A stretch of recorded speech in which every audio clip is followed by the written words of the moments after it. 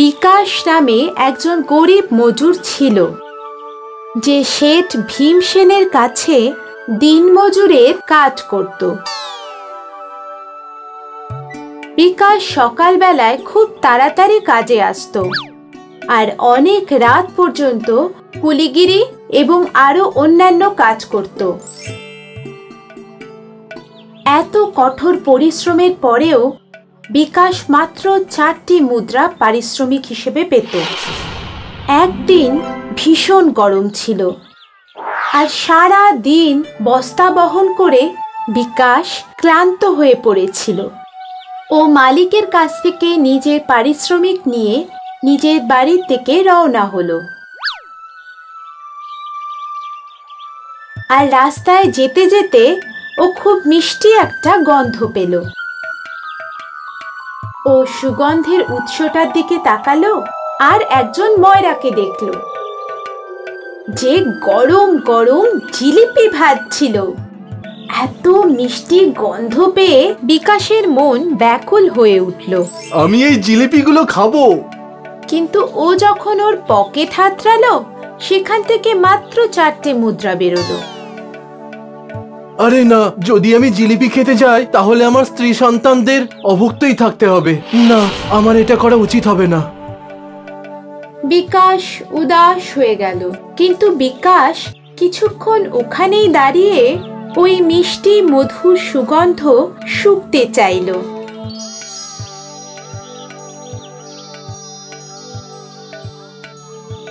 অনেকক্ষণ ওখানেই দাঁড়িয়ে বিকাশ ওই মিষ্টি গন্ধটা শুঁকতে থাকলো আর মনে মনে সে হাসতে থাকলো। ময়রাটা এটা দেখে প্রচন্ড রেগে গেল। বিকাশের দাঁড়িয়ে দাঁড়িয়ে গন্ধ শোকাটা ওর একদম ভালো লাগছিল না। ময়রাটা রাগে গজগজ করতে করতে বিকাশের কাছে গেল। টাকা বের করো। কিন্তু দাদা, আমি তো আপনার কাছে কোনো মিষ্টি কিনিনি, তাহলে টাকা কেন চাইছেন? আধ ঘন্টা ধরে তুমি এখানে দাঁড়িয়ে দাঁড়িয়ে আমার মিষ্টির গন্ধ শুকে যাচ্ছ, তার টাকা দাও। দাদা, এটা উচিত না। কোথাও কি গন্ধ শোকার জন্য টাকা দিতে হয় নাকি? তুমি গন্ধ শুকে নিজের মনে মনেই আনন্দ নিচ্ছিলে, তার টাকা দাও। কিন্তু ময়রাটা খুব রেগে গেল আর যেই ও মারার জন্য নিজের হাত তুলল, দাঁড়াও দাঁড়াও, আমি টাকা দিচ্ছি তোমাকে। ময়রাটা একটু শান্ত হলো। বের করো সব টাকা।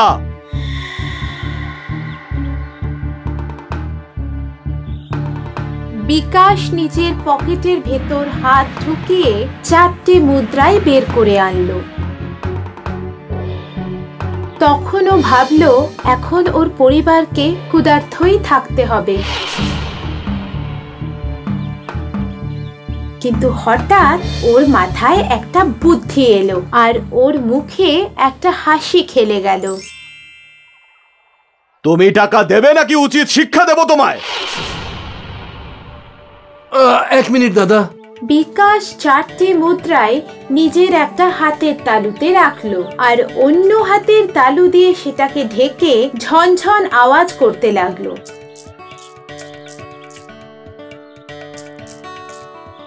ও অনেকক্ষণ ধরে মুদ্রাগুলোকে দিয়ে ঝনঝন আওয়াজ করতে থাকলো। এটা দেখে ময়রাটা আরো রেগে গেল। এটা কি করছো তুমি?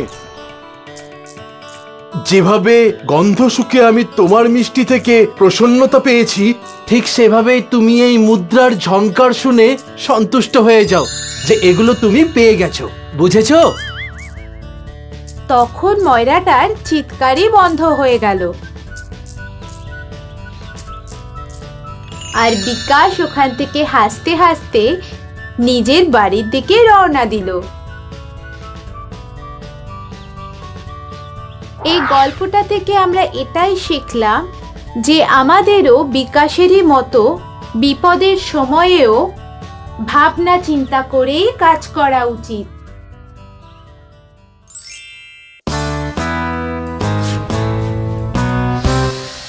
ভীমপুরে বিষ্ণু ময়রার দোকান খুবই জনপ্রিয় ছিল।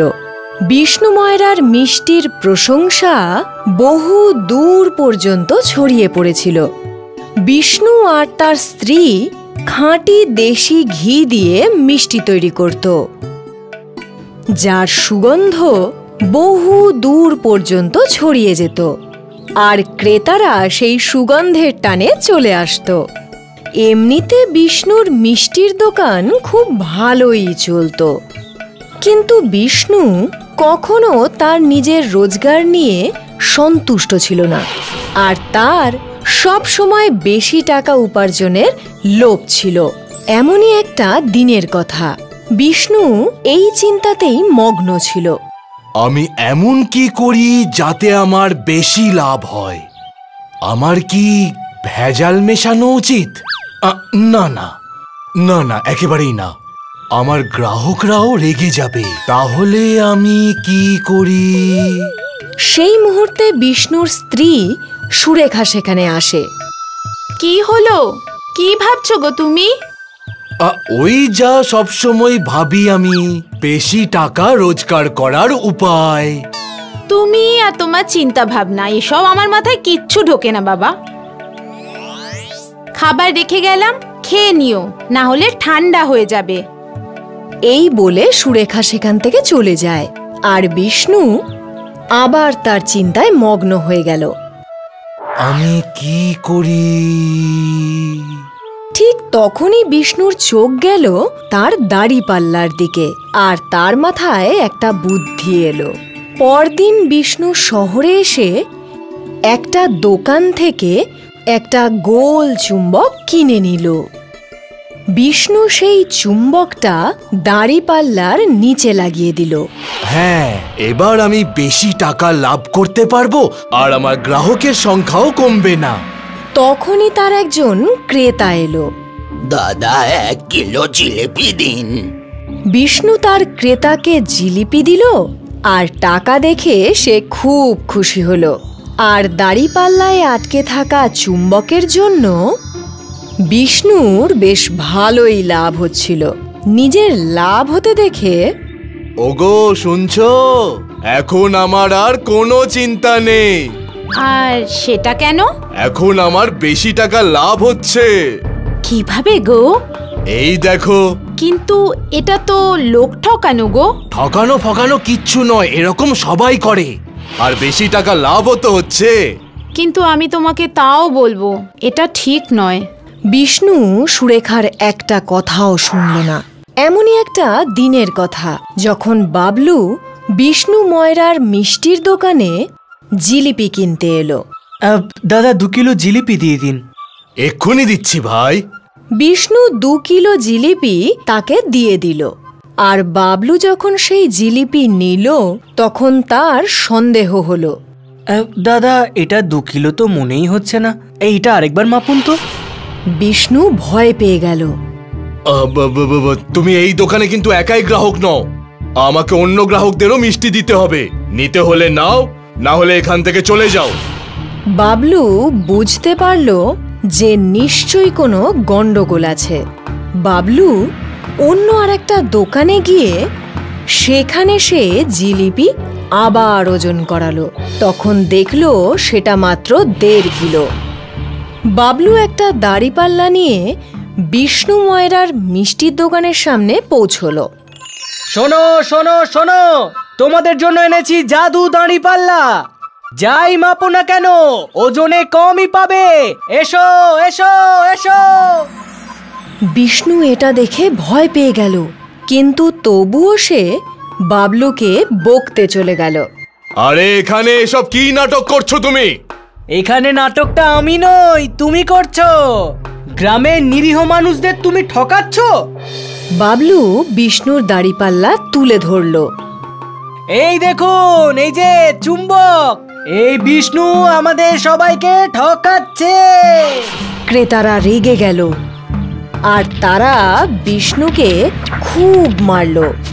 সেই জন্যই কথায় আছে, সততার সাথে উপার্জনই সঠিক উপার্জন, আর অসৎ পথ অবলম্বন করলে খারাপ ফল পেতে হয়। পুষ্পা একজন মুচি ছিল, আসুন বাবু আসুন, নিজের জুতো আর চটি ঠিক করিয়ে নিন। আসুন বাবু আসুন। পুষ্পা অনেক পরিশ্রম করত, কিন্তু তার রোজের ইনকাম 100 টাকার ওপরে হতো না। এই 100 টাকা রোজের খরচায় চলে যেত, তাই ও কোনো টাকাই বাঁচাতে পারত না। পুষ্পার বউ মুন্নি সবসময় তাকে বলতো, তুমি এই জুতো চটি ঠিক করার কাজ ছেড়ে দাও আর অন্য কোনো কাজ করে নাও। এই কাজ করে আমি আমাদের ঘর চালাতে পারবো না। একটু ভবিষ্যতের ব্যাপারে ভেবে দেখো, আমাদের মেয়েও বড় হচ্ছে, তার বিয়ের জন্য টাকা পয়সা কোত্থেকে আসবে? ভবিষ্যতের আমার অনেক চিন্তা হচ্ছে। আরে ভবিষ্যৎ নিয়ে তুই এত চিন্তা কেন করিস? আমি আছি তো, যে করেই হোক আমি টাকা পয়সা জোগাড় করে আমাদের মেয়ে মায়ের বিয়ে দিয়ে দেব। আমার ভাই রমেশ সরকারি চাকরি করে, ও নিশ্চয়ই আমাদের সাহায্য করবে। পুষ্পা নিজের ভাই রমেশের উপরে অনেক ভরসা ছিল, কিন্তু রমেশ পুষ্পার ব্যাপারে মোটেই ভাবত না। রমেশ পুষ্পার সাথে কথা বলতেও লজ্জা পেত। কিরে রমেশ, কোথায় যাচ্ছিস? অনেকদিন পর দেখা হলো যে। কতবার বলেছি তোকে আমি, যখন আমি রাস্তা দিয়ে যাব তখন আমার সাথে কথা বলবি না। তুই হলি একটা মুচি আর আমি একজন সরকারি অফিসার। তোকে দাদা বলতেও আমার লজ্জা হয়। তুই এটা ভুলে যাস না রমেশ, যে আমাদের বাবাও মুচির কাজই করত। তোর পড়াশোনার জন্য বাবা সমস্ত সম্পত্তি বিক্রি করে দিয়েছিল, আর এখন তোর আমাকে দাদা বলতে লজ্জা লাগে বুঝি? ওহো, সেই পুরনো একঘেয়ে কথা বলছিস। আমার সময় নষ্ট করিস না তো, আমি যাচ্ছি। একদিন পুষ্পার মেয়ে মায়া স্কুল থেকে ফিরে এলো। কি হয়েছে মা, এত তাড়াতাড়ি ফিরে এলি কেন? এখনো তো 8টাও বাজেনি। বাবা, স্কুলের লোকেরা বলছে যে আগে ফিস জমা করো, তখনই স্কুলে ঢুকতে দেবে। স্কুলের ফিস? পুষ্পা রমেশের কথা ভাবল। ও মনে মনে ভাবল যে রমেশ তার নিশ্চয়ই হেল্প করবে। পুষ্পা রমেশের বাড়ি গেল আর নিজের দুঃখের কথা তাকে বলতে লাগলো। রমেশ পুষ্পার খুব অপমান করলো আর ওকে নিজের বাড়ি থেকে তাড়িয়ে দিল। তুই এখান থেকে চলে যা, আর আমার কাছে একদম আসবি না। তোর মেয়ে পড়াশোনা করতে পারছে না, তার জন্য আমি কি করব? আমি কি তোদের ঠেকা নিয়ে বসে আছি? পুষ্পার খুব খারাপ লাগলো। যখন ও বাড়ি ফিরছিল তখন ওর মাথায় রমেশের কথাগুলো ঘুরতে লাগলো। হঠাৎ করে পুষ্পা রোড পার করতে করতে একটা কারের সঙ্গে ধাক্কা খেয়ে গেল। যখন পুষ্পার চোখ খুলল তখন ও নিজেকে হাসপাতালে পেল। আমি এখানে কি করে পৌঁছলো মায়া? বাবা, তোমার অ্যাক্সিডেন্ট হয়ে গেছিল, একজন অচেনা লোক তোমাকে হাসপাতালে পৌঁছে দিয়েছিল। হাসপাতালের বিল চোকানোর জন্য আমার সমস্ত গয়না বিক্রি হয়ে গেল। আমার কাছে শুধু 1000 টাকাই বেঁচে আছে। এই টাকা খরচা হয়ে গেলে তাহলে জানি না কি হবে। তুই আমাকে বাড়িতে নিয়ে চল, আমি বাড়িতে ওষুধ খেয়ে ঠিক হয়ে যাব। তিনজনই বাড়ি ফিরে এলো। মা, আমার খুব খিদে পেয়েছে। বাড়িতে অনেক দিন ধরে খাবার রান্না হয়নি। মুন্নি, তুই মায়ার জন্য কিছু নিয়ে আয় যা, অনেকদিন ধরে কিছু খাইনি। মুন্নি মায়াকে 10 টাকা দিল, তুই নিজেই বাইরে গিয়ে কিছু একটা খেয়ে নে। মায়া বাইরে গেল আর 1 ঘন্টা অবধি ফিরল না।